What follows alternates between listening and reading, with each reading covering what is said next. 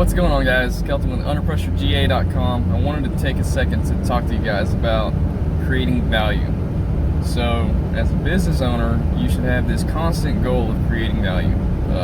That's the best way for you to make sure that your business is profitable, is by creating value.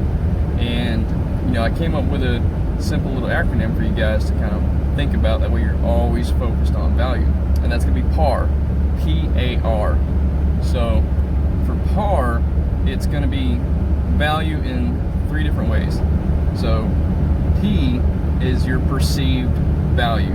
Okay, so what value are you creating beforehand? How are you dressed? How do you look when you show up? How do you smell? How do you sound on the phone? That's the first interaction you normally have is that phone conversation. So are you smiling before you answer the phone? Are you over the top friendly whenever you're speaking to your customers or your potential prospects? And then whenever you get there and you do your estimates, are you pushy? Are you trying to really kind of sell people stuff that they don't need, or are you more consultative? It's always better to be consultative. People tend to lean towards that a lot better. They take to it a lot better because it shows that you're there to help care for them, and by showing that you care, again, creates more value. So there's that perceived value, and that carries on into your estimate proposals. When you send over your proposal, is it this nice lettered proposal? Does it have before and after pictures? Does it have your insurance?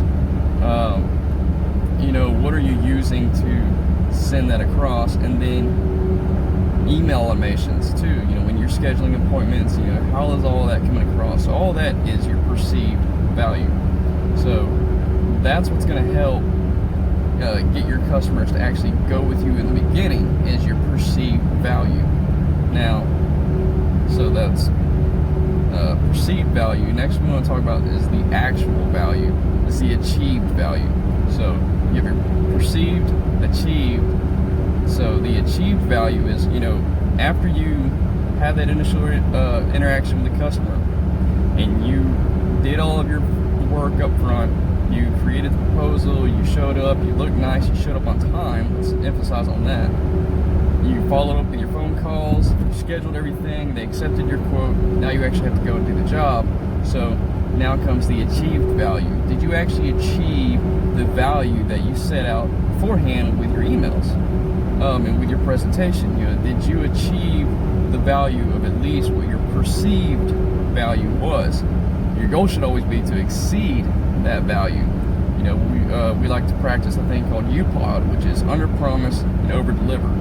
So as long as you're making sure that you at least achieve the value that you presented up front, you're golden, and you're probably going to have a good lifetime customer. But if you can exceed that value, then you're almost guaranteed to have a lifetime customer, a repeat customer, and a customer that's going to be raving about you and getting you referrals. That's what you want. So then, if you've accomplished that, that's where the last part comes in. So R is going to be your received value. So perceived value, achieved value, and received value. The first 2 are actually for the customer. The third one is for you. So as long as you were able to really perceive value for that customer, that they chose your business, and then you achieved that value or exceeded it, now you have a raving fan.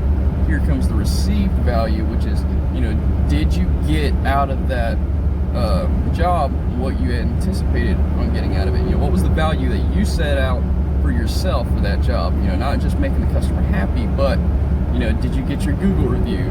Did you get a referral? Did you get a contact list for maybe other companies that they may use that you can partner with to create better, long-lasting value for them in the long run? So things like that.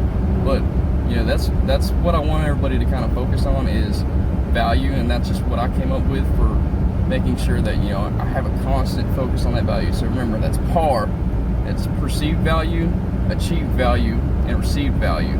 So let's make sure we're not doing subpar work. See you guys later.